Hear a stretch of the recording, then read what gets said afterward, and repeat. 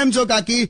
Morning walk કરી આયા? હું નથી જતી મોર્નિંગ વોકમાં. મેં તો કેટલી વાર કીધું છે પણ આવતી જ નહીં ને. અરે મારાથી છે ને તમારા જેટલું સ્પીડમાં નથી ચલાતું. તમે છે ને પેલા આમ ફટાફટ આમ ચાલતા ચાલતા આગળ નીકળી જાઓ છો અને હું પાછળ રહી જાઉં છું. મને નથી મજા આવતી એમાં. જૂઠડી, તારે આવું નહીં એવું કે તું. બાકી તો તું તો દોડી શકે છે. શું દોડી શકે છે?